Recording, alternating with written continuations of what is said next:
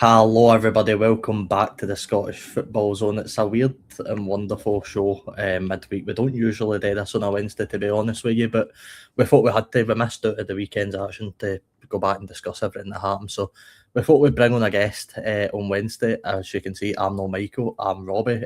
Michael is away trying to find Steve Clarke. I have some words about that recently announced Scotland squad, but we'll leave him to it. So we bring in the big guns. We bring in Jamie from Off the Underside. Off the Underside has grew massively in the Scottish football scene the last couple of months. Jamie, Corey and Davey have interviewed some amazing guests, been to the BBC studio to even talk to some guests. We'll get into that a bit later. But Jamie, how are you doing, sir? Thank you so much for coming on.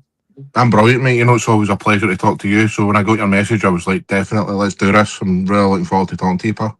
Aye, thank you so much for coming on again. It was such short notice, but we did fling a show together. Reagan will be joining us later on for the show. But Jamie, just as I mentioned, that first thing I want to know, I've probably asked you this before when I've joined my own separate channel, but for people that maybe haven't seen that, how did Off the Underside begin? It began with years of me watching podcasts and wanting to do it and being jealous of guys like yourself, watching guys like yourself and other podcasts and going, I really want to do this. Never knew how to start it, never knew even where to begin. So then I was like, you know what? People were just saying to me, just do a video and then, make a YouTube and do a video. It doesn't need to be perfect, doesn't need to be all fancy and stuff like that. So just make a video, do it. So I done that and I was just like, you know what? I'm starting my podcast here. And I just came up, I don't actually know. Off the Underside name just came up out my head because I was thinking of like open goal. And I was like, that's a kind of football term. Let's try and think of a football term. And for somewhere, I go off the underside. So started that. And then Corey and work, who I still work with to this day, is also a big podcast fan. So I said to him, Corey, I'm starting a podcast. You can either join me, you don't want to join me, because me and Corey used to speak about this quite a lot. And he was like, you know what? Let's do it. Let's go on the night. It was a Monday night. What was that, a year and a half ago now? November 2024 it would be now. And we were just like, went on, spoke about the topics of that weekend and stuff. And then I've told this story a million times, but Corey doesn't really like me talking about it, but hey, I need to be told whenever anybody asks me this question. We uploaded it, I was going to upload it and stuff, and then Corey came in the next day and he was like, please don't do this, please, I don't want to, I'm not sure about this and all that. And I was like, you know what, fine. And then I wasn't going to do it, and I was just going to do it my own. And then I was another guy in work who said to Corey, you need to get a grip of yourself. This is your dream, this is what you want to do. What else are you going to be doing at night and all this? And so Corey was like, aye, good point. So we just uploaded it, and then we've took it for there. It's been kind of daily uploads, weekly uploads to podcasts, and then we started getting guests on and stuff like that. And then Davey came in a wee bit later on because we didn't really want to make it a Celtic podcast, and me and Corey are both big Celtic fans. So we got Davey involved, who's a big Rangers fan, and we kind of just said, let's go down the road of mostly Scottish football and talk about a wee bit of English football as well, because we love that as well. So it's been a brilliant year and a half, mate. We've got quite a good 3,500 followers on TikTok. We've got I had to start a new YouTube because the first YouTube I had, something was wrong there. I was getting loads of bot accounts and all that stuff, and spoke to YouTube about it, and they were like, listen, you can just stay with this, or you can just start again, basically. And I was like, you know what, I'm just going to start again fresh here, and took advice off YouTube to how to stop all that kind of stuff. And so we've got like 650 subscribers on YouTube at the moment over 6 months, which is decent. We've got plenty of people on X and Instagram, over 10,000 on Facebook. 11,000 on Facebook, over 10,000 on Instagram. So we're doing well with numbers and stuff. And the guests we've had, as we spoke about previously, Robbie, have been brilliant. We've had like Mark Warburton, Gavin Ray, Graham Murray, big Rangers kind of people, and we've had Murdo McLeod for the Celtic end. And as you mentioned, mate, about the BBC Studios, we went to BBC Studios and spoke to Tam Cowan, which was, such a surreal moment and that. So it's been from just a wee silly, let's just try this and upload a video or two to go into the BBC Studios and get to meet guys like yourself as well, as I've said to you. You know what I mean? It's been a pleasure talking to people like you, man, and young podcasters, up-and-coming podcasters, and being on shows like this, mate. It's still surreal being asked on stuff and that, so thank you very much for that. But that's how Off the Underside started. Aye, it's a very intriguing story. One question I always like to ask, just when I'm taking a look at your YouTube, and I'm referring to your newer YouTube channel here. Can you name your most popular viewed video, or your most viewed video, sorry, on the channel? Is that just videos or lives as well? This is primarily videos. Okay. I'm going to check lives to see if there is actually any that are. There's no, so this is the most viewed video on the channel right now. Maybe Anthony Joseph, is it? It's no Anthony Joseph. Sure. Anthony Joseph is up there. What's the other one that done well? I can't actually remember. Go for it, right. tell me. This is Celtic's Cup final disaster explained why Nancy has to go. That is sitting on currently 4.8 thousand views. Is that just me sitting saying that to him? Wow. That is the most. Both actually the top two are both Nancy has to go videos. Funnily enough, you've got Paul John Dykes up there as well, and then obviously Tam Cowan, which I was going to get into. Talk to us a bit about that then, the Tam Cowan interview, because Tam's got to be one of the most recognisable voices in Scottish football, if not the most recognisable, maybe beside Hugh Keevans, but I think Tam would probably say it's him. So how did that sort of chat come about? Because that's a pretty brilliant chat, considering, you got to go along to the BBC studios, as you mentioned. Aye, so 99% of the guests that we get on and stuff is me that asks them, because I've got a LinkedIn page, and you get connected with these guys, and you send them messages, and a lot of them reply to you. Then you go down the road of like Instagram and stuff. So the Tam Cowan one, I've got to thank Corey for, because Corey messaged Tam, and then a few weeks later he got back to him and said, we could do it kind of remotely and stuff, but why don't you come into the BBC studios? So then it took a few weeks of organising that and stuff, and then we organised it for that Saturday. So the funny story about that is me and Corey were both in work that morning doing stock take. It was a Saturday morning, and so we're slumming it in a warehouse, man, getting bogging and stuff, and then we're like, can't believe we've got to BBC studios after this. You know what I mean? So it was just crazy. We got on the train, went to Glasgow, kind of walked about for a wee bit, then went over to the BBC studios, and just we were waiting down at reception for a wee bit, because Off the Ball was still on there, so we were just waiting on Tam finishing, and then the boy took us up the stairs, and then we were just waiting on him, and then Tam came out, and he was like, "Come on, guys, come on in here," and went into a room, and it's such a lovely guy. He was so welcoming. He was very humble, and he was asking us, "Oh, who else have you had on the podcast, and how long's it been happening?" Just similar questions to that, mate. You know what I mean? And he was just so nice.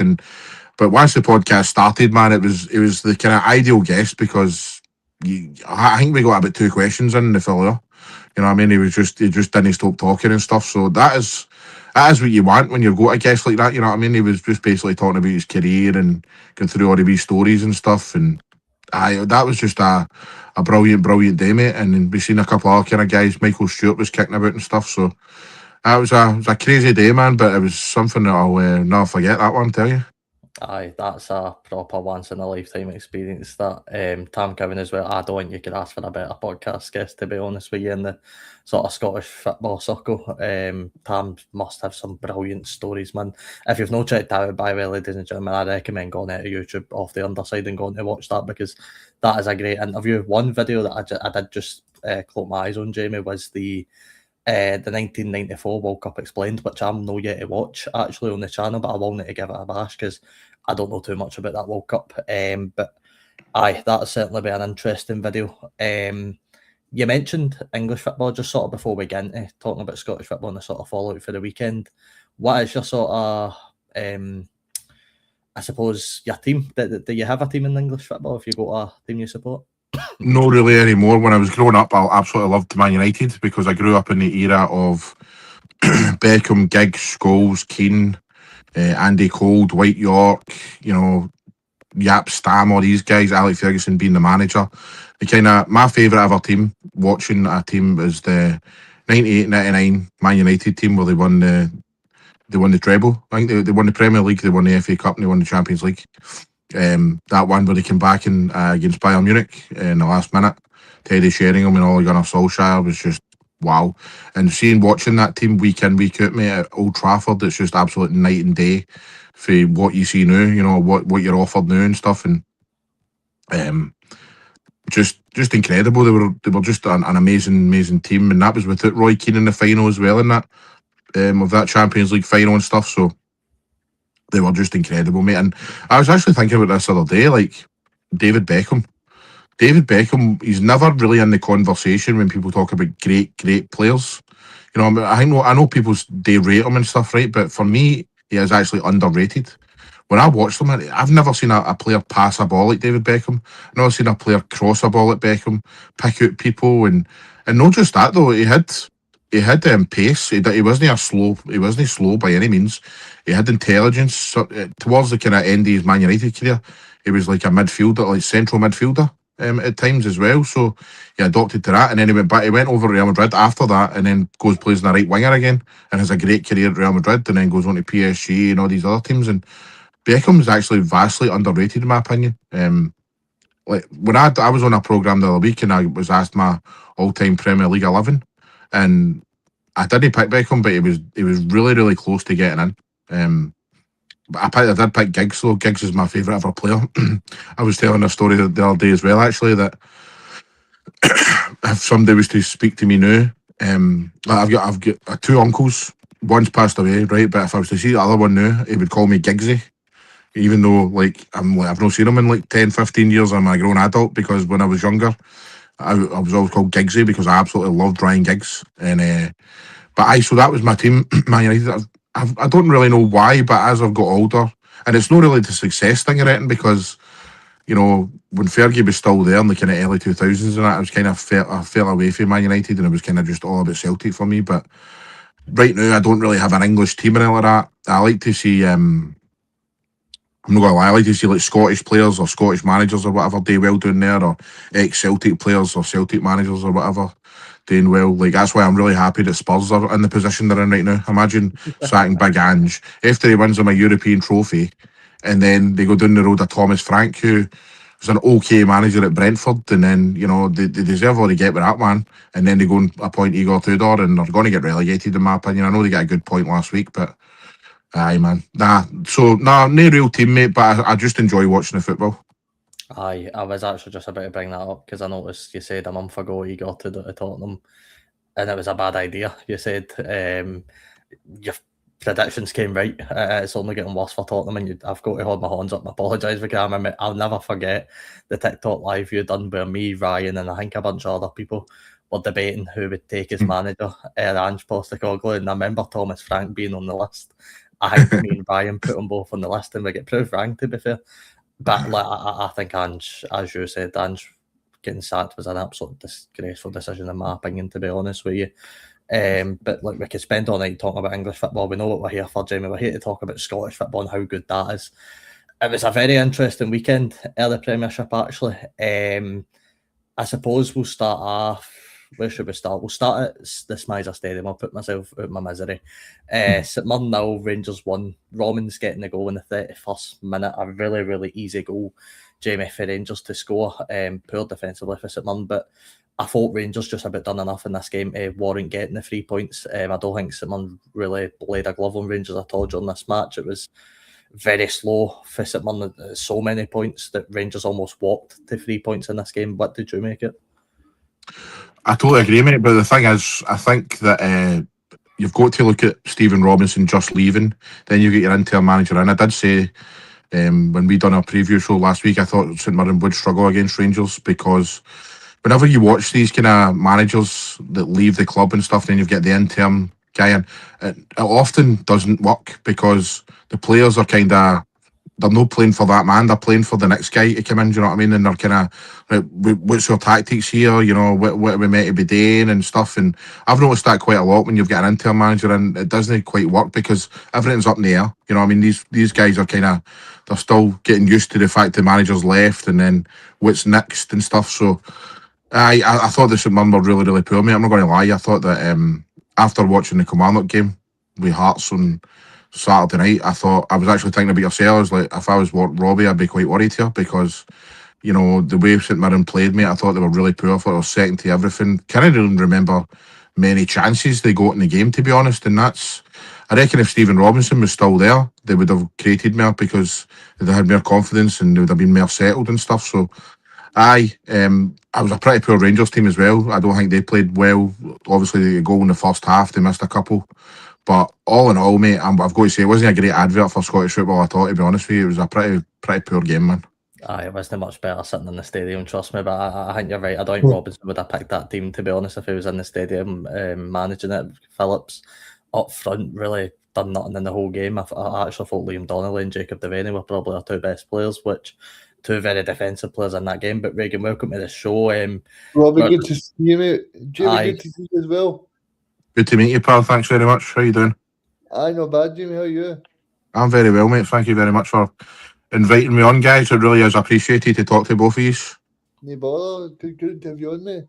Thank you, worries at all. Reagan, we were just talking about Sunday's match there in Paisley. Obviously, pretty disappointing couple of weeks, you'd say, for St Mirren, but Rangers grafted out that 1-0 win when they really needed to, because if you're being honest, you're looking at St Mirren's front two and saying they created nothing, but Chamiti and the Dairy were almost non-existent for that whole game. Oh, they were terrible. They were rotten. I think Rangers, if they've got any chance of winning the title, they've got to be doing better than that, Robbie. I don't know about you at the game, but I know Scott Arfield and Ian Clarke, I don't know what watched it, Jimmy, but they were saying the match was so boring on the TV. So I think that just that sort of just tells you the whole story. But I think in terms of Rangers, I think they need to actually play themselves into some good territory, because okay, they're playing Aberdeen, who have got Stephen Robinson, but they're pretty struggling, so they probably see 3 points there. Then they go away to Falkirk, which we know is a hard game. You know, Rangers managers tend to get sacked there, so Danny Rowe better watch his back. But I mean, apart from it, anything else, Robbie, I don't think Rangers are playing great football since Danny Rowe's been Rangers manager. But I think the big thing you can say is he's managing to get 3 points. Well, that's it, Jamie. I mean, like, Daniel's only lost 2 matches under his managerial spell at Rangers, which when you put that, I actually think Rangers have only lost 2 matches altogether this season in the league. So when you consider that, it's absolutely baffling to see the position they're in. One player that they want to ask you about is James Tavernier, because I thought by far he was Rangers' worst player on that pitch on Sunday.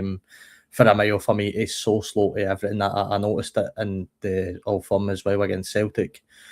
He just feels now that he can't make a 90 minutes. And look, he's barely played, I get that, but that's your captain right there. And, you know, when people are counter-attacking Rangers, teams are going at them, you noticed it so many times against Celtic, he just can't get back and he's jogging and he's pointing at other players, telling them to go and cover for him. And to me, Jamie, I don't know, to me, Tavernier's no a player that Rangers should be starting now, to be honest with you. Definitely, he's coming into the end now, isn't he? But he's always got that threat going forward, which will keep him in the conversation as well. But I agree, he's definitely lost that yard of pace. He's definitely lost that wee bit of ability in that as he's getting older. But I think it is an argument as well, though, as you say, he's not really played much under Danny Rowe lately, so that's maybe contributed to how poor he played on Sunday. But I mean, obviously, Sterling is going to be the number 1 pick there for Neon, I would imagine, when he's fit and available and stuff. But aye, James Tavernier, like, for a Celtic point of view, you know, whenever we play him, I always hope he's no playing, because he's got that great a delivery, do you know what I mean? So aye, we've known for a long time that James Tavernier's no great defensively, but he always brings that threat, and his numbers over the years, mate, have been absolutely phenomenal for a right back. So aye, James Tavernier, he is coming towards the end, mate, to be honest. Aye, but then, Jamie, you know, you look at the other 3 defenders, Giga, Fernandez, who look like a really good partnership actually at the back, and then Romans, who obviously scored the goal. The Rangers look like they've managed to build 3 pretty decent defenders in that team. They have. I don't know where they've kind of got, but Robbins looks like the real deal to me. He looks like a top player. Fernandez looks good as well. Giga, there's still kind of question marks over, because he is prone to a wee mistake now and again. He's played well recently, but for me, Fernandez and Romans have been 2 great picks. And, you know, you mentioned about Danny Rowe only losing 2 matches. What's you and Cameron know about, mate? What is you and Cameron know about with that video talking about how Danny Rowe should be sacked? And, you know, honestly, man, what? Yeah, that's how, like, How can you take guys like that seriously? The guy's he's bought 3 players. He's had 1 transfer window. You need to give him a summer. You know what I mean? It's unbelievable. These are still Russell Martin players. Aye. You know what I And mean? I don't know if you two of you seen the little videos of Russell Martin during the week. That I think I posted one of the videos on the Scottish Football Zone TikTok as well. I mean, some of the videos he was saying it during the week has been absolutely mind blowing. You know. The one thing I did actually agree with Russell Martin was about Hearts probably being more frustrated that they're no further ahead in this title race, considering the position that Rangers and Celtic were in when on saying Russell Martin in charge. I mean, if you're a Hearts fan, obviously we're going to talk about them later, but you'd be absolutely fuming. Reagan, just in terms of St Mirren, another game under Craig McLeish looks like it's going to be likely. St Mirren travel to Falkirk at the weekend. I do believe interviews have got underway this week for the next managerial position. It's hard to pick right now who you can imagine seeing in the dugout. There's so many rumours flying about, but the new software that actually Anthony Joseph, who I believe's been on off the underside as well as the Scottish Football Zone, he reported that there's new software being implemented by St Mirren to try and find a new manager. So it looking like it's going to be likely by the international break. Reagan, St Mirren will have a new man in the dugout. Yeah, I mean, who would I think it'll be? Probably the former midfielder Stephen McGinn. I think that so it'll be Robbie. I don't think it'll be anyone else. I know people are saying Neil Lennon and Charlie Adam, but I don't see Charlie Adam being a real someone you can really put your hat on. Neil Lennon, I don't think he's going to leave because he's got a team in the Championship. They're playing brilliant football, and obviously got them to a semi-final as well against Falkirk in a few weeks. So I don't really see him saying, no, that's not something that I want to be involved in. I think he's going to be involved there. So I think if I put my money, I would say Stephen's the man for me. What about you, Jamie, if you get a pick? I know where Regan's coming from there because I can't see Neil Lennon leaving Dunfermline at this point. I mean, St Mirren are in a kind of tough spot down the bottom. Obviously, we know they are in a semi-final of a cup again. They've won a cup. But would you, if you're Neil Lennon or even if you're Scott Brown, would you leave a club renew who's in such a precarious position?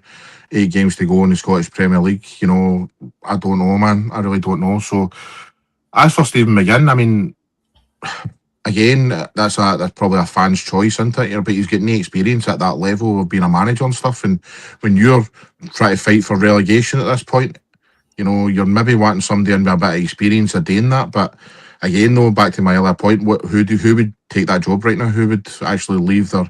It would need to be somebody who's not on a job currently, I would imagine, or you know, because I just can't see anybody who would want to take over St Mirren at this point. You know what I mean? It's just it's a dodgy position you're in. You go in there.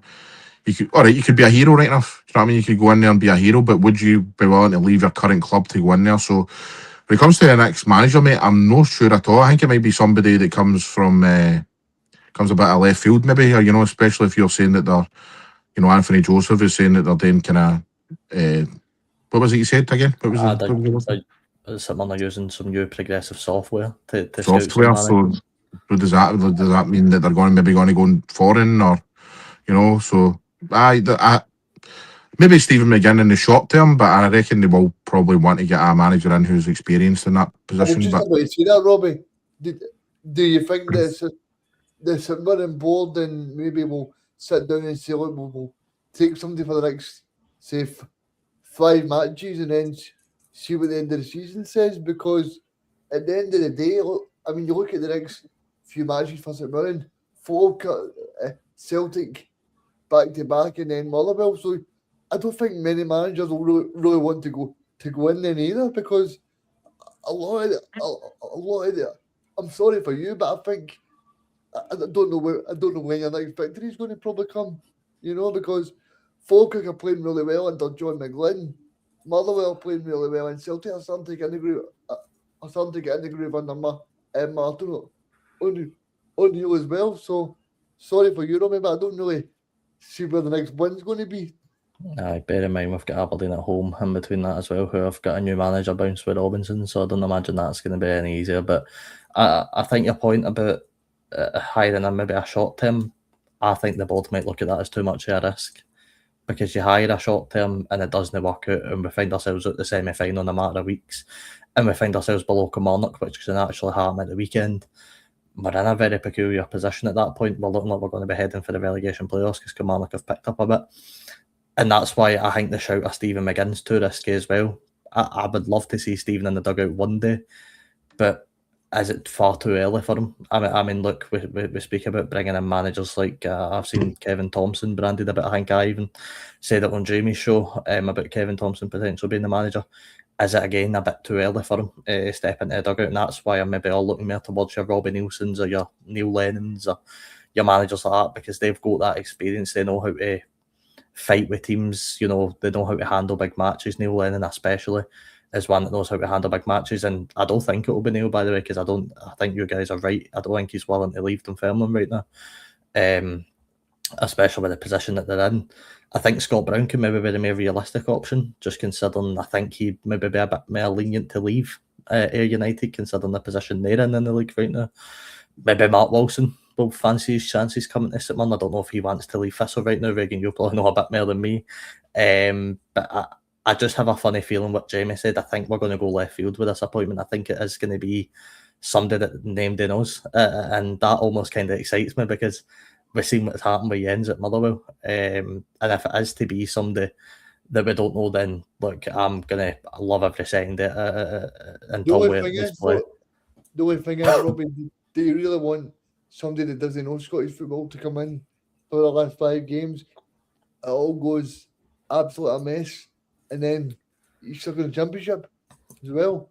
You know, over Charlie Adam, I'd say yes. I'd rather take a risk on a left field appointment at this point in the season. To bring people up to date as well, I see Newcastle's 2-2 in the Nou Camp against Barcelona. Oh, good game, by the way. Oh, aye, very good game. But at this point, right, and bear in mind, I don't want to see us go down, even though if you asked me earlier in the season when we won the cup, I would have bet your honour for it to go down. But at this point, if we got somebody in and they get relegated, would it be the worst thing in the world to have them build a season in the Championship like Seymour's done with St Johnstone? I think it would. I think it would, Robbie, because at the end of the day, Stephen Robinson got you to 3 top 6 finishes, is it, Robbie? And then three consecutive. And then to get your trophy. I don't think when you see not everybody in Paisley was dancing about Vienna's, I don't think people are thinking about relegation. I think people are thinking about top 6 and doing well. So I don't think it would be acceptable. But this is the thing, though. We find ourselves in a relegation playoff. You know, we can go back to the moments. We can go back to playing FC Valur or playing SK Brann away at their ground and holding them on for the last 10 minutes. We can think about all this stuff, but the predicament we find ourselves in, Regan, is we're going to be setting Bolton by the weekend if we don't win at Falkirk and come on and pick up anything against Livingston. So the predicament we find ourselves in is, if we bring in a guy for left field that maybe has a bit of experience in football, would I rather that or an inexperienced coach taking us down? I probably would, because I think a more experienced guy could probably lead us back to the Premiership.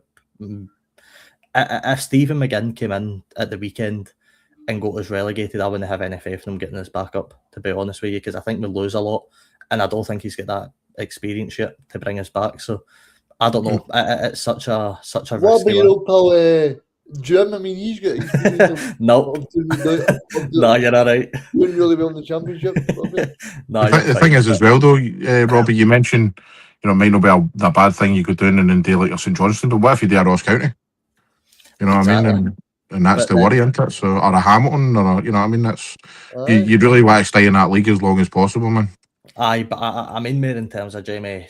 I'd much rather have an experienced left field appointment than Stephen McGinn. If we want to go down, like, you know, Stephen McGinn could come in and keep us up and going to be a brilliant manager, who knows? But if you were asking me now, I'd much rather take a left field with a bit of experience in football than Stephen McGinn or Scott Brown. Respectfully to both of them, I just don't think the Premiership ready yet. But we'll sort of see how that goes. I mean, look, who knows who it could be. The board will obviously be interviewing candidates this week. I think they'll probably be doing some the day, to be honest with you, try to get somebody in for after the international break. Some people are saying Stephen Naismith is the top choice. I mean, if you listen to like the Daily Record and that, they're saying Stephen Naismith's the kind of top choice. Do you sort of see him as a possible? Aye, I'd take Stephen Naismith, but don't think he's reluctant to leave before the World Cup with Scotland, to be honest with you. He's got himself in the setup now working with Steve Clarke. The chances of him wanting to go before the World Cup are probably quite slim, which I think you can almost... I'm not being funny to him, Robbie, because he don't do both. He could do both. I mean, he might want to. Who knows? But you know, if it came down to either or, I'm pretty sure he's going to pick the World Cup with Scotland for the experience. The thing is, would St Mirren want him to do both at the moment? They'd want him fully focused on his next 8 games, wouldn't they? Oh, true. Aye. I bet anybody can play. I mean, anybody can play in the friendly games as long as nobody gets injured. You know what I mean? As long as nobody gets injured. If players get injured, then you start to worry. Aye, it's almost like Michael O'Neill at Blackburn, but you look how poor he's already got after with them. It's, you know, do you want to risk that, him being in 2 places at once? But who knows? I mean, it could literally be anybody at this point. I'm no holding my horses and no placing bets on a singular person because, you know, the names getting flung about the now, the names that get chucked about every managerial opening at every club. So we'll see how it goes. But we'll move on away from Paisley. And we'll go to your boys' team. We'll go to Celtic Park, where Celtic beat Motherwell 3-1. A young double, and Big Tam getting a goal as well for the penalty spot. I'm not even going to try and pronounce his second name still. Elijah Just. I'm just going to call him Big Tam. Easier for me. But Elijah Just did obviously score for Motherwell as well. Opened the scoring in the 32nd minute before Longello got sent off in the 71st. Jamie, I want to come to you first because I said on your show, actually I said on my show, sorry, when I brought you on, I said Elijah Just is my player of the season no matter what happens because I absolutely love watching the boy. Obviously, you go to watch this game. Were you impressed with Elijah Just in this?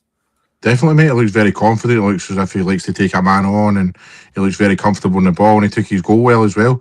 Although from a Celtic point of view, I'm raging with Rio Hatate, who, you know, I'm not his biggest fan in the world. He's a good couple of last few weeks in a Celtic jersey, but overall, Rio Hatate isn't good enough for Celtic. I've done another video about that, Robbie, as you've probably seen earlier as well. But I mean, Elijah just took his goal really well. He looks like a really good player, and I think a lot of people were raging about the Oxlade-Chamberlain tackle on him because, well, could he be at the World Cup? I might actually put him at the World Cup and all this stuff, but I'm sure he'll be fine, man. I'm looking forward to seeing him in the World Cup, actually. Aye, definitely going to be one of my players to watch. You know how much I love him, Jamie. I've bigged him up so much. But Reagan, it's another win for Martin O'Neill's Celtic. It's a much needed win. There was a lot of pressure on this game when I seen it went 1-0 to Motherwell. I was kind of nervous for Celtic. I didn't know how the game was going to end up then, but Celtic did fight back. Celtic got the win, and it's another big win in terms of this Premiership title race.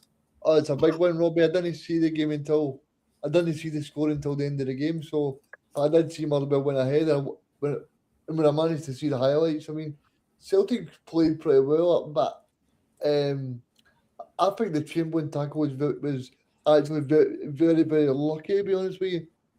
I don't know what you guys think, but I thought Chamberlain possibly could have seen red.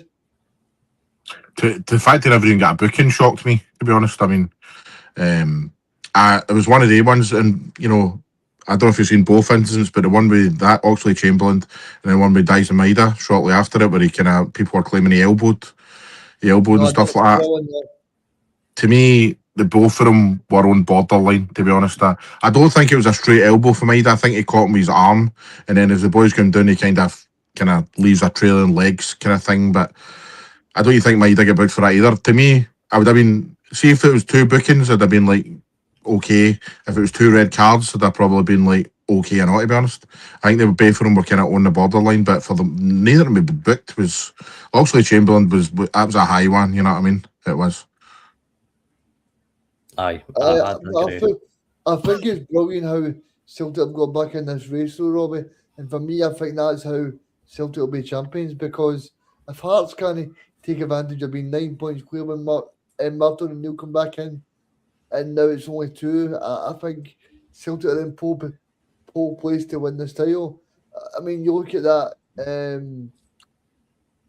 Celtic have got, obviously, they've got Rangers and Hearts to play at Celtic Park as well, so I'd fully expect Celtic to win those games as well. So, but I think it's been great for the league as well that obviously Hearts and Rangers have been so close.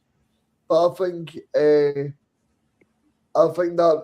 victory obviously for Neil and Billy on Saturday night really for me has put a dent into the title charge of the Jambles, because I think that see if you're Callum McGregor in that dressing room, I think you're saying to the players, look, smell blood now. Smell blood, because see that match Celtic played against Hearts, I think it was about 4 weeks ago when it was 2-2. I think if I'm being totally honest, see if Hearts won that match, Celtic were not going to be able to survive in the title race, because I think Hearts would have went 12 points clear or 9 points clear of Celtic, with obviously with no matches in hand then as well. So I think it's a big missed opportunity for the Jambles, even though they're 2 points ahead. But I think it's so difficult for them now. Jamie, if you had told me after Russell Martin had left Rangers, after Wilfred Nancy had left Celtic, after Martin O'Neill came back the second time, that both Celtic and Rangers would be in a title fight, especially after Celtic losing at home to Hibs as well. If you had told me both of these teams would still be in a title fight, and I actually agree with Egan, I think Celtic will go on to win this now. If you had told me that, and if you told any Celtic fans that, I'm sure if I told you that at the time, you probably would have laughed at me, to be honest with you. It's just been a complete season of weird and wacky things happening in Scottish football. It's been mental. It's been absolutely crazy, mate. And obviously the Wilfred Nancy thing was an absolute disaster for weeks upon weeks upon weeks. And then eventually Celtic decided to get rid of him. They should get rid of him after the Dundee United game at Tannadice, in my opinion. That's when I was saying, right, enough is enough. But they gave him another couple of weeks after that. And It's crazy. after that game, that should have been it, because he was just awful. But I mean, aye, you're right though. But I will say, and we'll probably go to the Hearts game, mate. But I've got to say, they were terrible. They were. We mentioned how bad St Mirren and Rangers were at the weekend. Hearts were absolutely terrible for a team that's sitting top of the league right now. March, they're going for their first title in over 40 years or whatever it is, mate. They were shocking, absolutely shocking. I'd agree with that. Obviously, we'll get into it, Reagan. In terms of Motherwell, I don't think they can let this dampen them too much. And I find it wild that I was reading a stat that Jens has now faced 4 different Celtic managers this season, in terms of Brendan, Wilfred, and then obviously Martin twice. So he's definitely he's had his fair share of ties against Celtic, but I don't think he can let this affect him. What I would say is, and I don't know if you agree, I think that's probably Motherwell. Any chances of getting into a title fight or even disrupting the old firm, that's probably well gone by now. Aye, and I think I don't know if Jamie agrees, but I think Jens Bertolescu has proved on Saturday that match alone, and obviously the match before it, part that he is going to be the Celtic manager for me, and obviously probably June or something like that, because I think he's just perfect. I think he is. I think some of the football they played, especially in the first part match, the first time under Wilfred Nancy, I know you could say that Celtic players look clueless as much as their manager as well, but I mean, some of the football that Motherwell were playing was just like, it was like Barcelona. It was like Celtic were playing against Barcelona and the new captain couldn't touch the ball. It was crazy. I know. I think that you're right. I think that Askew would probably be the ideal choice, but do I trust the Celtic board to go and get the ideal choice? No, I think I've got a feeling they're going to go down Roberto Martinez road, because he's come out and said that he'd entertain it or something, wouldn't he? Or he didn't rule it out, sort of thing. So that scares me, because I don't think Martinez is up to the job. But I would go down the road of getting. I think he'd be a great choice, but I'm interested in your opinion there, because I'm really a guy that's doing well with Portugal and won the Nations League and obviously done well with Belgium, but surely he'd be a good choice for Celtic. Did he do well with Belgium? Did he do good enough? They had Hazard, they had De Bruyne, they had Lukaku. They should have won something, mate. They should have won something, in my opinion. With that era of players, I reckon they should at least been in a final. They even get to a final with them. Portugal, I mean, you've got Ronaldo there, you've got Bernardo Silva, you've got all these superstars that are there. All right, they won the Nations League, but who really takes that seriously, guys? Let's be honest. Who really properly kind of You know, it's all about the World Cup and the Euro, getting to the World Cup and the Euros, and then playing in the World Cup and the Euros. The Nations is just a kind of wee side thing. I don't think. So what is it that scares you about him, Jamie? Because I think he finished 5th with Everton. Then he won the FA Cup with obviously Wigan on with Sean Maloney as his captain. And that, so I just don't know what scares you, because I think he'd be a good choice. I just think it was a great achievement winning the FA Cup with Wigan, but to me that was just a freak year. You know what I mean? You get that like Portsmouth won the FA Cup under Harry Redknapp. You know what I mean? It's like, you know, does they make them like does they make him a superstar? Do you know what I mean? But I mean, and then you're mentioning the Everton finishing 5th thing. Whenever you talk to Everton fans, or if you speak to Everton fans about Roberto Martinez, they'll be like, You talk to them about Davy Moyes, they'll be like, oh, I know he's a manager. You know what I mean? And he ended up getting sacked. He got sacked for Everton in the end because he wasn't good enough. So I don't know. I just think there's a bit of myth around Roberto Martinez. You know what I mean? I don't believe he's the type of manager and the top class manager that people make out him. I was actually really shocked to go to the Belgium and the Portugal job, to be honest. I mean, did he not play attractive football though? That's a big thing for me. He plays like fast, attractive football. And I think probably he would probably try and get the board to spend a bit more money like Brendan Rodgers would. I don't think he would go, yeah, I'll take O, and I'll take Yang, and I'll take I'm trying to think of some could you not players here, but you know what I mean? Could you not argue? Sorry, Ryan, just to come in that point, could you not argue then maybe Jens is a risk in terms of we don't know what he'd be like with the board? You know, would Jens go in and maybe take what the board are giving him? You know, but we know Jens speaks quite well on the face of it. I think he would do what Ange Postecoglou would do and use his contact books brilliantly well. Look at Justin and Masmanise and said, look at all these players. I mean, I think Just could easily play for Celtic.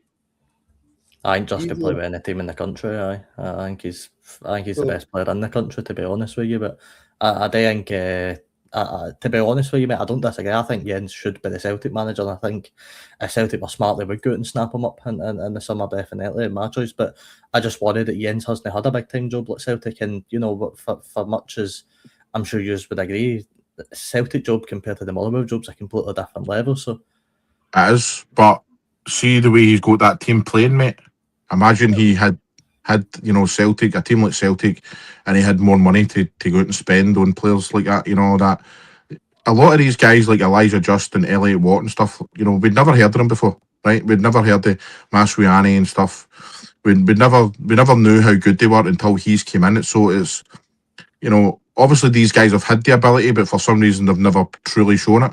So to me, he's getting the best out of these players. He's getting the best out of players who, you know, Slattery as well. He goes under the radar for me. I think he's had a brilliant season.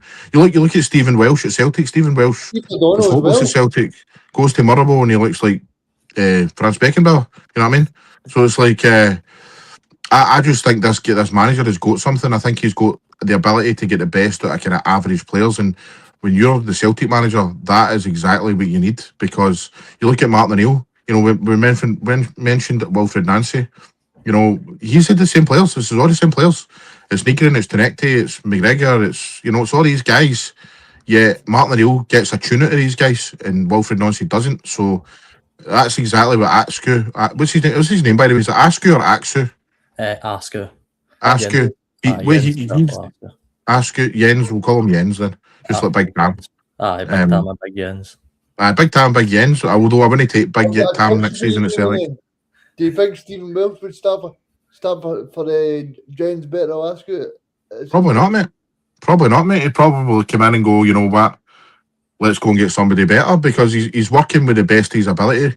You know, Stephen Welsh is doing a terrific job at Motherwell, but, you know, if he's wanting to go to the next level in Europe and then win the league and stuff, he'll probably want better than Stephen Welsh. It's mad that Jens just managed to turn Paul McGowan into think Paul McGinn, sorry, into think he can catch Tiosi Olasanya on the overlap. It's mental the ability that he's distilling into these Motherwell players. See that game that they played against Rangers? I was sat there that night and like, wow. Actually sat there like, wow. Everybody, like, whenever Rangers were going forward and kind of Motherwell lost the ball or that, they were all the Motherwell players were all getting in the correct positions and stuff. And then, whenever they were going forward, everybody knew where to be. And then you mentioned Paul McGinn there. Paul McGinn was always coming back deep, and then he knew exactly where to be. And, it was just, to me, the manager has definitely got something. And, who knows on Saturday if Longolo didn't get sent off, man, it could have been a tougher day for Celtic. I know we end up winning it comfortably, but I do feel that this manager's got something. He gets the best out of players, so that's what we need.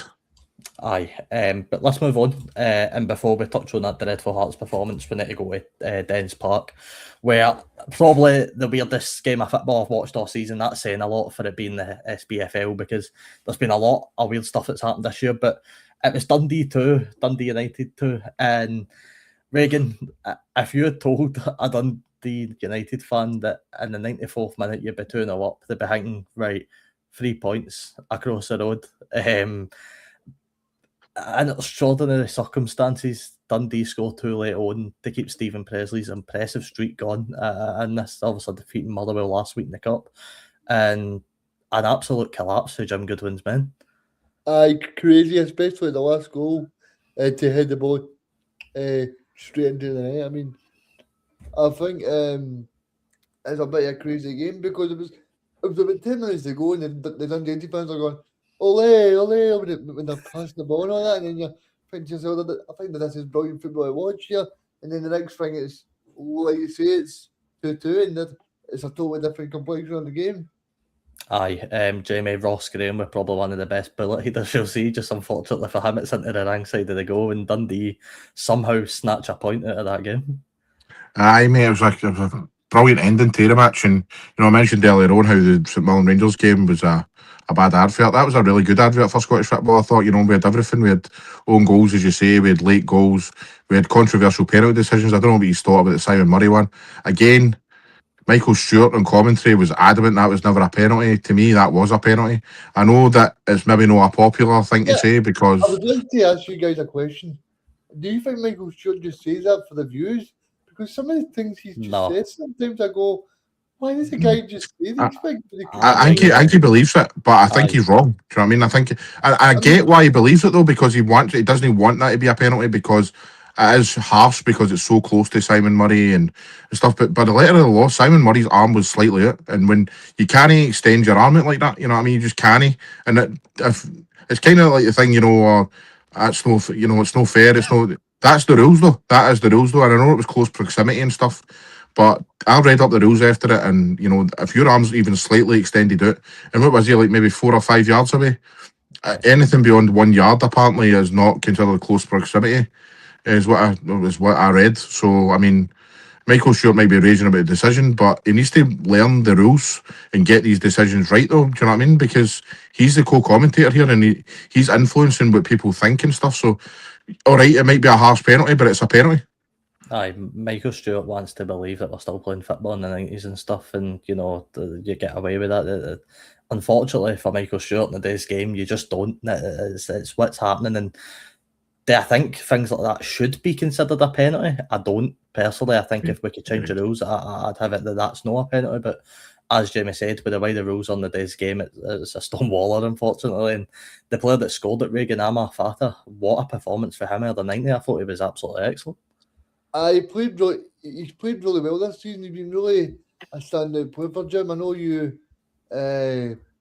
like to see how Dundee United are doing, Robbie, not because you're a big fan of Jim Goodwin, but I think you've got to say that's also brilliant scouting for him as well, because he's been some player this season. I remember him scoring a great goal against Rangers as well when Rangers drew 2-2 up at Tannadice when they got a last minute penalty. And funny enough, Michael Stewart wasn't happy. Michael Stewart wasn't happy that day either. But I think in terms of Fata, I think you've been a great addition to Dundee United, Robbie. Aye. I think you've been good. He's been phenomenal, and I hope Jim Goodwin had a nice weekend after that result. But just before we move on to Hearts, I will read out the rest of the results. So it was Stephen Robinson's debut in the Pittodrie dugout. It was Aberdeen 1, Falkirk 1, and obviously we're going to speak about the two goal scorers later with the Scotland squad and Kevin Nisbet and Barney Stewart. In the other game, it was Hibs 0, Livingston 0. A really, really poor result for Hibs, actually, in the end. They should be beating Livingston realistically at Easter Road if they wanted to put any pressure on Motherwell. But guys, just before we go into the Scotland squad, we'll go to Rugby Park on the Saturday night game, which for me, as Jamie said, 13 was probably the worst performance I've seen all weekend. It was Kilmarnock 1, Hearts 0. It was Shoning Larson that scored the goal in the 17th minute. And Jamie, just to come to you, you mentioned earlier about how bad Hearts were. I mean, this did not look like a team that was sitting top of the league. It was a very slow, rigid performance that Hearts just never really got going in at all, to be honest. No, and that's kind of, to be honest with me, that's the second time now in several weeks, because I thought they were the same at St Mirren. I thought they were awful that night as well. But the Kilmarnock game the other night, I thought they offered absolutely nothing. Can't even think it. I think Braga had a chance in the first half where, Kel Roos got done quite well too. I thought Kel Roos in the Kilmarnock goal was decent, by the way. I thought that he commanded his boats quite well. Obviously, Hearts are thinking our biggest strength here is our set pieces and stuff, and I've seen Derek McKinnon say we need to get back to that, but you need to give Kilmarnock a bit of credit for that, because I thought that every time Hearts tried to get the ball in the box, Kel Roos and the Kilmarnock defenders dealt with it really well. I thought Kilmarnock played really well, but you're expecting more for people who are going for the league, mate. You know what I mean? You're expecting more. And I mean, I know that Lauren Shanklin's out and stuff, but that boy Kibori, man, he's miles off it, absolutely miles off it compared to Shankland and stuff. So, and that's the thing I've been saying, all season, is when Hearts get injuries, they don't have the players to, combat that. You know what I mean? I know they've done well. We've beaten Falkirk at home 1-0. They beat Aberdeen at home 1-0. But I mean, when they're on the road and then they're trying to go for points and stuff, you're expecting more for people who are apparently going to be champions or going for the championship and stuff. So I was really, really, even though I wanted Hearts to get beaten stuff, I was annoyed, because I'm like, you're meant to be going for a title here and you're creating nothing. You know what I mean? And I thought Kiriadis was really poor and just all over the park, man. And I think Stuart Finley's a big loss for him as well. I thought he's been one of the best players of the season and stuff. So, aye, mate, I was pretty raging. Well done to Kilmarnock, though, like I say. I mean, that pitch is obviously a leveller, possibly, do you know what I mean, as they say. So, but I thought Kilmarnock did really well. They created a lot of problems. Finlay Curtis, who we're going to go into the Scotland squad, he gets into the Scotland squad. Thought he did really well, and boy Hugo up front was good. Yeah. And I've seen that boy Larson that scored the goal. I think he's had a really, really good season. I think he's went under the radar a wee bit. I think he's been up there for, maybe in the team of the year. I think he's been excellent. Very good. What about you? What was your take on the action at Rugby Park? I just wanted to ask Jamie one question. Jamie, I know people will criticize me for this, but I think the Hearts, right?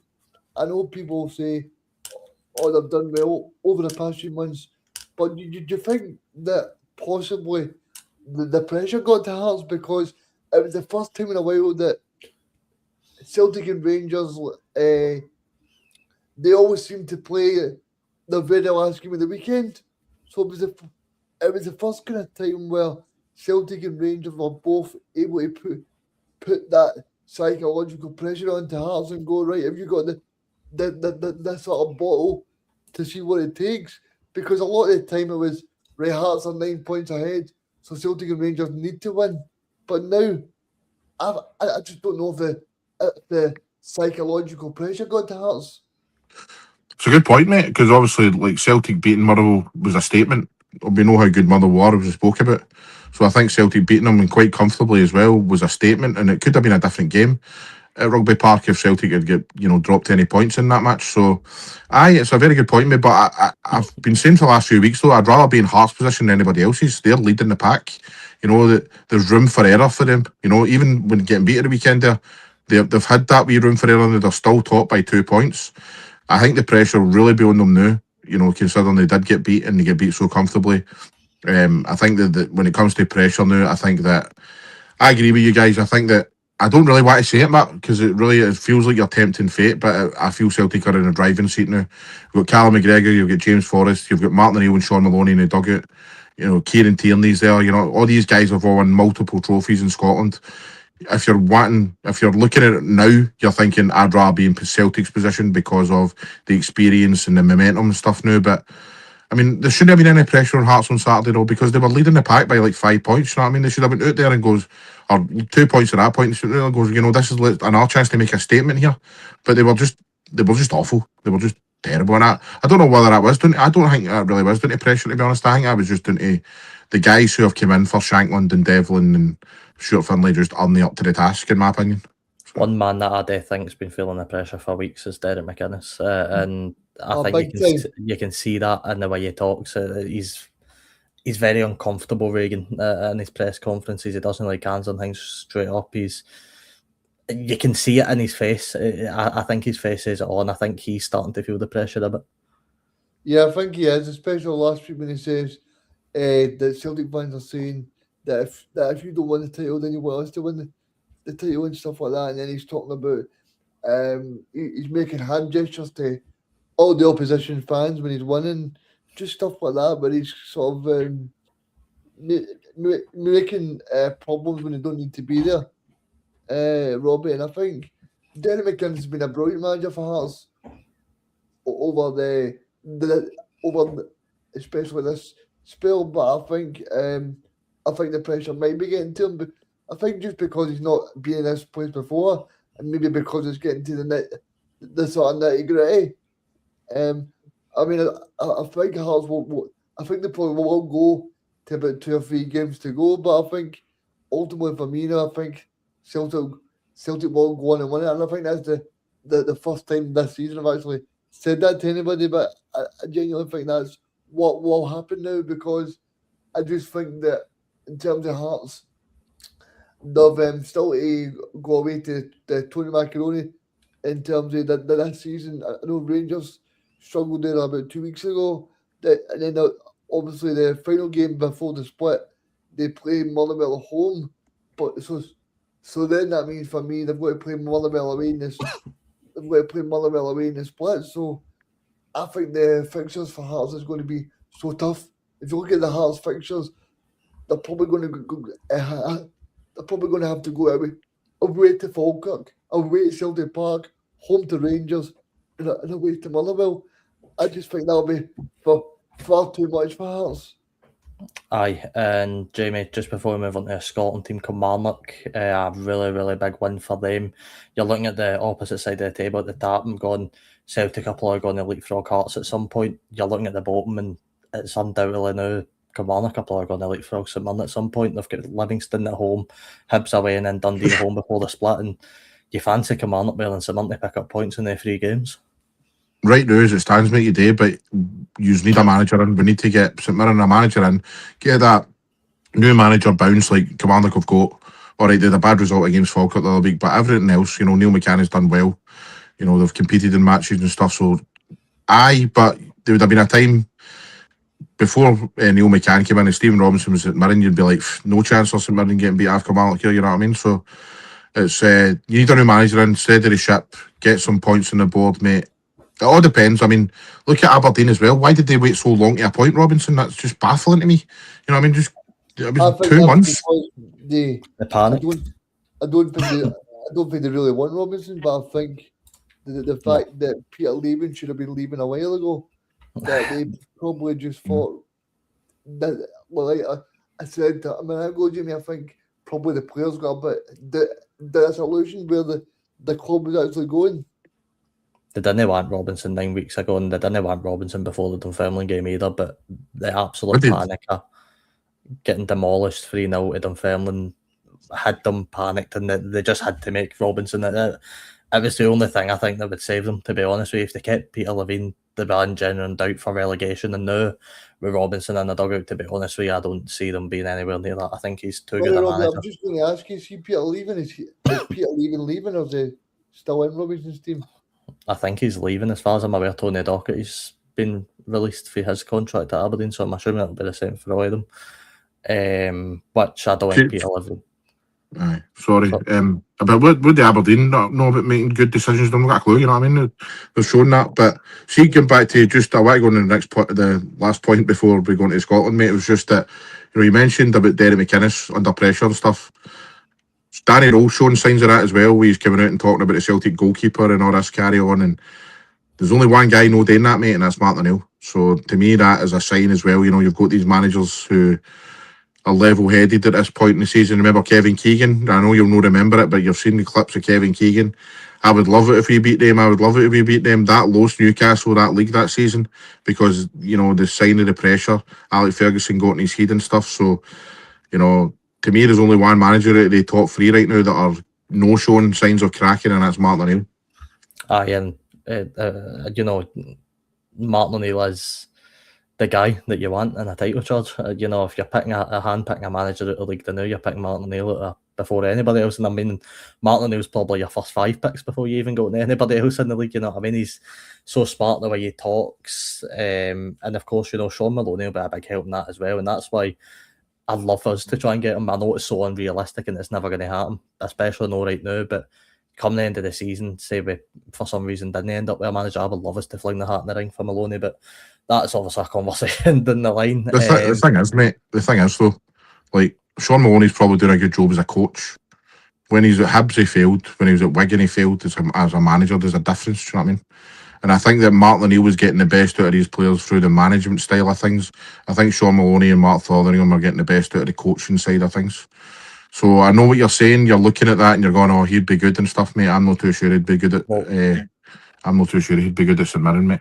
What we'll do is then we'll combine the two. We'll bring in Stephen McGinn as a man manager to hype the boys up. We'll get Ryan Flynn as a coach, and then we'll get Sean Maloney in as a coach, and that will just that'll be the dream team. I'll get Big Jim to be the manager and Sean Maloney be the coach. Imagine. But no, we will move away for the Premiership. We will go into the Scottish national team now. There's 2 friendlies coming up before the World Cup. Well, it's getting ever so closer, guys. We're no far away now for the World Cup. And Steve Clarke announced his squad for the 2 friendlies against Japan and Ivory Coast. Now, I will bring this up on screen for a few short moments so you can have a look. This is the Scotland squad for the upcoming games. Guys, I first want to start off with the goalkeeper before we go into anywhere else. The 3 goalkeeper selections, I don't think anybody is surprised to see Angus Gunn and Liam Kelly called up. Obviously, I don't want to say shocker because he's ultimately earned it, but I suppose the surprise pick in there is Scott Bain for Falkirk. Scott Bain, who, Jamie, I think has had a very good season and probably warranted a Scotland cap, a Scotland call-up at least. And I think Jamie is... And look, I'm not saying Scott Bain's going to start ahead of Angus Gunn or Liam Kelly because he's no, but I always like to think your players in the national team should be playing, if they're playing in the actual leagues that they're in. You know, you look at Craig Gordon, he's not playing for Hearts for now. You go all over the place. Robbie McCrory's barely kicked a ball where he's playing. I think he's made 14 appearances in his loan spell. You've got Xander Clarke, who, all right, he's playing, but he's been at Doncaster somewhere. If I'm looking at the goalkeepers right now that are playing, you even look at the 2 that are called up, Angus Gunn and Liam Kelly, they're barely playing. You look at the one goalie that's playing and actually pretty consistent and a pretty good team this season, it's Scott Bain. It's absolutely frightening, mate, the fact that you're even suggesting that Scott Bain could be the goalkeeper when we go into the... No, I get it though, I totally get your point, mate. But that's frightening though, isn't it? The fact that Scott Bain is like the possibility, mate, because when he was at Celtic, he was absolutely rotten, mate. I'm not gonna lie, he was terrible, but you know, he's had a wee new lease of life at Falkirk and stuff, but there's got to be better goalkeepers. Is Angus Gunn no playing? Is it Southampton he's at in it? I don't even know if it's Southampton.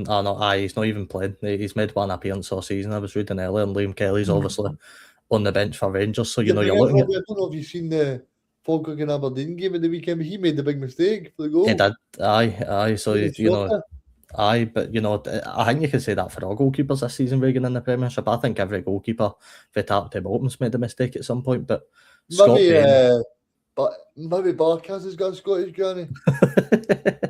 Definitely no. But it is so wild that we are going to have Angus Gunn playing, and I think Angus Gunn probably is the best goalkeeper out the bunch, don't get me wrong, but again, guys, he's not kicking a ball. You know, he's not playing games, and I'd feel a lot more confident having a goalkeeper in the sticks that's actually playing and probably high on confidence like Scott Bain is. And I'm not saying Scott Bain should be starting. You know, I don't think he will, and I don't want him to personally, but he is the only one playing at the 3.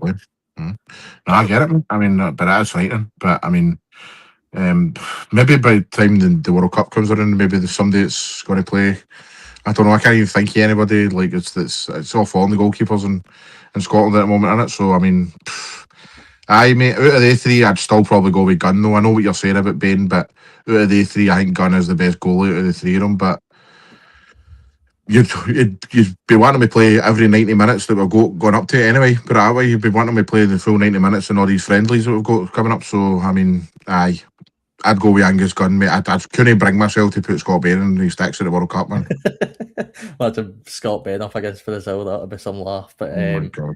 in the defence, Dom Hyam getting another call up. I'm no surprised he's actually done all right for Wrexham this season, for what I hear. Anthony Ralston back in the squad, causing a few head knocks. But guys, I'm going to be honest with you.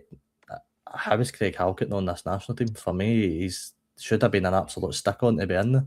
If not, and by the way, I would have picked Stuart Finlay or Craig Halkett if he was available. Obviously, he's injured, so he can't. But Craig Halkett should have been in this squad for me. For me, that's why I think that I'm actually getting fed up with seeing Clarke. I know he goes to the World Cup, Robbie. I know I'm being a bit pedantic here, but it's just so boring, man. It's just so boring. It's a very, very boring squad. But Jamie, I suppose you'd say with the World Cup on the horizon, he was never really going to fully experiment with the squad now. It was probably going to be a case of get his known guys in and get them ready for this. There should have been a mixture of both, mate, to be honest with you. There should have been a mixture of the guys that he knows are going to get it. Put it this way, you don't need to be bringing guys like, let's have a look at this. John McGinn didn't need to play in these friendlies, he doesn't, right? You know, who else should we go here? Scott McKenna, McGinn, John McGinn, Billy Gilmore. Billy Gilmore doesn't need to be in this team because these guys are going there anyway, right? So I don't mean like he should have been maybe experimenting, bringing a couple of guys, you know, that are because he's ready. We all know now, right? So he's going to pick. Many players go to the World Cup. Is it 20? Is it even as many as 21, 22, something like that? Aye, I think it's around about that. I think it's just a few more, maybe 24, 25, I think. 24, 25. Let's put it this way, right? He's probably got 99% of his squad, no matter what, is sorted, right? So how no bring in a couple of guys like Halkett, you know, to show Elliot Watt. How's Elliot Watt? Apparently he's Scottish, isn't he? Or he's Scottish in some way? Yeah. Aye. So how's he not in the squad to experiment, man? This is the point where these guys need to stake a claim because he already knows his team. You know what I mean? So it's like, well, let's give these guys a chance and stuff. But if you're not giving them a chance, then I don't really know what these guys can do and stuff. But it is a very, you know, you look at Craig Halkett, he's had a better season than John Souttar. You know what I mean? He's the better season than John Souttar. John Souttar's a horrible defender, by the way, now for Rangers. Really bad. He's been a bomb for most of the season, Jamie. Ross McCrory. You know what I mean? He's better than him. You know, so it's like, I don't know. It's Steve Clarke. But by the way, I know we're going about Steve Clarke, right? But every international manager does this, though. You know, I guarantee you 99% of all these teams going to World Cup have got their 99% of their kind of teams established. People always argue with, you know, Dom Hyam being in there. I'd actually want Dom Hyam to be playing. He's playing in the English Championship week in, week out, isn't it? You know, if Steve Clarke's going to call these guys up, if he's going to call up your Dom Hyams, your Ross McCrorys, Andy Irvine, play them. Put them in the game. Give them a chance. We get so many international breaks where he calls these guys up and they just sit on the bench. Like, you know, what good's that going to do to them? He brought in Lennon Miller and he never played him. He played him for like 20 minutes. Miller's, of course, back in the squad again. We'll see if he gets any minutes. But guys,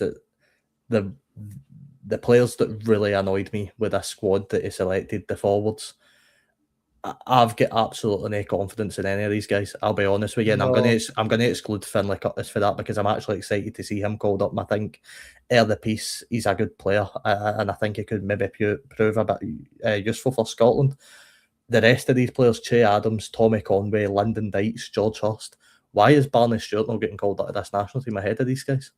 It absolutely baffles me how these four keep getting in the squads. George Hurst is another name, gets called up, never actually plays. Well, barely ever plays. I think he had a couple minutes in the last international break. We're going to see the same Lyndon Dykes and Che Adams line up at the World Cup again that we've seen for countless years. That haven't worked for countless years. Let's be honest, they've not worked since. Has Barney Stewart definitely declared himself for Scotland? Because he's not actually Scottish, right now. No, but I believe he has declared himself, as far as I'm aware. And And I'm just even thinking that might be a possibility, but I would go that. Is it Milner Hearts as well? I mean, that guy's been brilliant all year, and to know put that guy in. I mean, I'm not being disrespectful, but Ralston's not a good player. He's not. Ralston's not even first or second choice at the club he's playing at, you know. When everybody's fit, it's absolutely wild to me. We're going to the forwards, and obviously, Jamie, the main talking point is Finlay Curtis here. The young 19, I think he's 19, getting a call up for, I think it's his first time into the men's national team. I suppose if he actually plays, he could be a useful player for Scotland. he's definitely got some sort of ability, mate. You know what I mean? Neil McCann wanted him at Kilmarnock for a reason.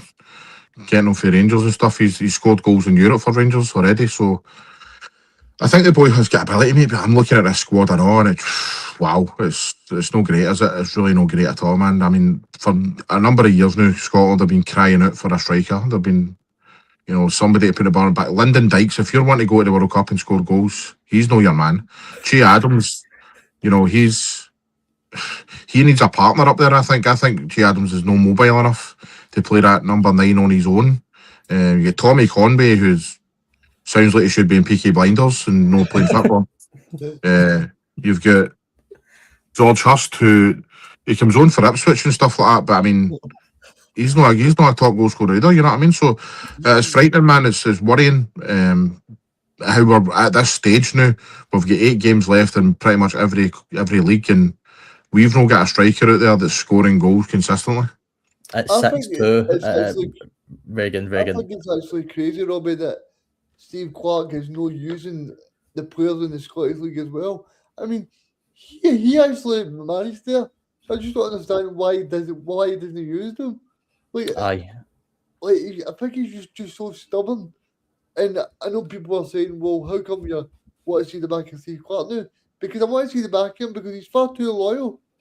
I mean, how Grant Hanley's still a starter in 2026 is crazy. I know what you're saying, but like I say, mate, every international manager's like that. My problem with Steve Clarke is he's too negative. I know these guys aren't great, but that last Euros, man, when he was playing for the draw against teams and all that against Hungary, I was like, you know what, this isn't good enough. We need a Scotland manager who's actually got, grow up here and actually go there and actually, when you need to win a game, go and try win the game. This isn't Argentina and France now you're coming up against. This was like Hungary, you know what I mean, in Switzerland, and he was trying to play for a draw. So that's my problem with him. But see, when it comes to the loyalty, by the way, guys, you look at England, guarantee you, it'll all be the same names you'll see in that England squad coming the World Cup as well. It's just how international managers operate.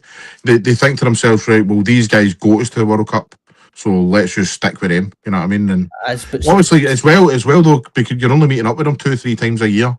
So they're like Steve Clarke's building a relationship with these guys. You know what I mean? He's building an actual bond with these guys and stuff, and he feels his loyalty towards them and stuff like that as well. But I mean, Grant Hanley, I mean, I'm not the biggest critic of Grant Hanley. I think Grant Hanley does what Grant Hanley needs to do, and that's get rid of the ball. See, when the ball comes in the box, get rid of it. He's done all right for Hibs. Do you know what I mean? And the thing is, we're wanting big, sulky centre halves like Virgil van Dijk and all that these days, but unfortunately, we've got Grant Hanley and John Souttar, and we just need to accept that that's the kind of defenders that we've got these days. Do you know what I mean? No, I agree with you. And I think, and by the way, sorry, Vig, I was just going to say it's 6-2 to Barcelona in the Champions League against Newcastle, which is an absolute shocker result. But Jamie, I accept that, right? And I know every international manager does this with players. But you know what the difference between England is? England have Harry Kane. That's the difference between England and us. England have a striker that they can rely on. But why, when Che Adams, and by the way, I don't know Che Adams' goal scoring record off by heart, by the way, and they might be banging them in, but I've not seen it. I still think he's rotten as well. But let's take Lyndon Dykes, for example, right? Lyndon Dykes isn't banging goals in for us, and I know he's utilised different with Scotland, right? But why in a season where Barney Stewart's come out of absolutely nowhere, by the way, came out of traps for World Cup for nowhere, and he's banging goals in the top flight in Scotland and looking so high of confidence? Why are we bringing Finlay Curtis in? And no disrespect to Finlay Curtis, but Barney Stewart, for me, has personally had a better season than Finlay Curtis has, and yet Finlay gets in there him. I know people don't want to hear Robbie, but I think it's because he played for Rangers and all that, and he's been there and done it. Because I think Steve Clarke's scared to bring in players that he thinks are not ready for that level. But I think Barney Stewart's ready for that level. I think he probably looks at Finlay and goes, he's played for Rangers at a high level, European level, and that. And I just think that's the way Steve Clarke sort of operates. But he's called up Scott Bain, who also plays in the same team as Barney Stewart, and you know, it makes no sense to me. Jamie, you were going to come in there. No, I was just going to say, like, here's another one for you. You mentioned Barney Stewart. I totally agree with you. If Barney Stewart wants to play for Scotland and he's available, I would have picked him. But here's another one for you. Simon Murray. Simon Murray's been crying out for a Scotland call-up. I know that he's getting on a bit now and stuff, but he knows Scotland. He knows how to play in Scotland. He probably knows half of these guys. How not give him a chance in a game like this? Simon's a better hold-up striker than London Dykes will ever be, and I mean that with a great respect to London. Plus, he's a bigger goal threat. You know what I mean? Honestly, guys, it doesn't make any sense to me ever, to be honest with you, with Steve Clarke's selection. Of course, the game against Japan coming up a week on Saturday, then Ivory Coast is at the Hull Dickinson Stadium, isn't it, than in Everton, which will be an interesting one. I don't imagine there'll be many Scotsmen making their way there. I've seen the ticket prices. That's a whole different conversation for another show, but the ticket prices, it's absolutely shocking for a Tuesday game. But guys, I just wanted to speak about one more thing before we wrapped up. I was listening to Steve Clarke during the week, and he said something that was very interesting. He said something interesting that's obviously been picked up by quite a lot of the Scotland support. Before, when we've heard him, he said, and he quoted it himself, he's been 75% leaving, 25% staying. Well, he's now put that up to 50-50, whether he stays or goes.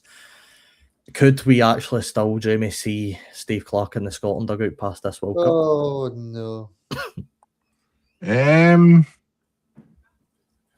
I'd say aye. Depending on how the World Cup goes. If we get humiliated and it's an embarrassment and we don't get a single shot on goal, we don't get a goal, you know, I can see the fans making a decision that this enough's enough. Depends how we perform in the World Cup, mate, to be honest with you. And then if we do perform okay and, you know, compete against these teams, then it'll probably be down to Steve Clarke and what Steve Clarke wants to do. You know, does he want another crack at, you know, club football and stuff like that, or does he want to just hang it out for another couple of years at Scotland? It's really up to him. But I think it all solely comes down to how Scotland perform in the World Cup, whether Steve Clarke will be there beyond that. Well, I'll tell you this, Jamie. See if we can't be Haiti at 2 o'clock in the morning. They don't deserve to play anybody. But that's why I'd rather be playing Haiti at 2 o'clock in the morning than your earlier shout of going to Vienna's at 2 o'clock in the morning, because that brought me back. That brought me back really bad flashbacks. Actually, I'm going to have to go for a cold shower after this, man. No, I think we should beat Haiti, and I'd be very disappointed if we don't. But Reagan, what about you then? You sort of said no when I asked that question, but Steve Clarke to be in the dugout after the World Cup? No, I mean, I was a big supporter of Steve Clarke, and people were saying he was born at the very start of the Steve Clarke reign 5 years ago. I mean, but I think at the end of the day, I think